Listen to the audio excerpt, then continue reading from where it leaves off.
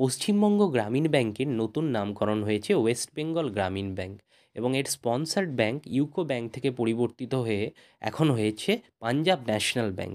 কিন্তু মার্জারের পর থেকে এই ব্যাংকের গ্রাহকরা তাদের এটিএম কার্ড নিয়ে নানাবিধ সমস্যার সম্মুখীন হয়েছেন। তাদের ইউপিআই অ্যাপও কখনো কখনো কাজ করছে না। তো এর সমাধান হিসাবে আমাদের কাছে যে কার্ডটি রয়েছে সেই এটিএম কার্ডের পিনটি চেঞ্জ করতে হবে। এর জন্য আমাদেরকে পাঞ্জাব ন্যাশনাল ব্যাংকের এটিএমে চলে যেতে হবে। কার্ডটি ইনসার্ট করার পর দুটি অপশান আসবে, ব্যাংকিং এবং জেনারেট পিন। আমরা জেনারেট পিন অপশানে ক্লিক করব। এইখানে দুটি অপশান আসবে, ওটিপি জেনারেশন এবং ওটিপি ভ্যালিডেশন। আমরা ওটিপি জেনারেশন অপশানে ক্লিক করব।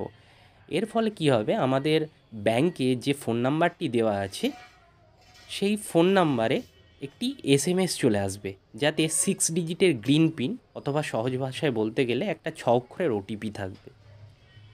আবার আমরা কার্ডটিকে রিইনসার্ট করব। করার পরে জেনারেট পিন অপশানেই ক্লিক করব, কিন্তু এবার আমরা ওটিপি জেনারেশানে না ক্লিক করে ওটিপি ভ্যালিডেশনে ক্লিক করব। এটা করার পর আমাদের এসএমএসে যে 6 অক্ষরের গ্রিন পিনটা এসেছিল সেটা আমাদেরকে টাইপ করে দিতে হবে এটিএম মেশিনের কিবোর্ড থেকে। তো সেটা টাইপ করার পর আমরা নিচে ক্লিয়ার অপশানে ক্লিক না করে প্রসিড অপশানে ক্লিক করব। এবার আমাদের এটিএমের নতুন পিন সেট করার জন্য, অর্থাৎ এটিএম কার্ডের গোপন যে 4 অক্ষরের নাম্বারটা হয় সেটা সেট করার জন্য বলবে। সেটা আমরা আমাদের পছন্দ মতো টাইপ করে নেব, 4 অক্ষরের এটিএম পিন। সেটাকে আবার এন্টার করার জন্য বলবে, কনফার্মেশনের জন্য। আবার আমরা একই ওই 4 অক্ষরটা ওইখানে টাইপ করে দেবো।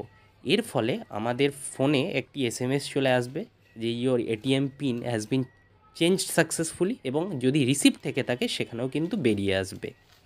কিন্তু এটিএমের পিনটি চেঞ্জ করার পর আমাদের ওই এটিএম মেশিন থেকে কোনো একটা অ্যামাউন্টের টাকা অবশ্যই তুলে নিতে হবে, তারপরেই কিন্তু এটিএম কার্ডটি ঠিকঠাক কাজ করবে।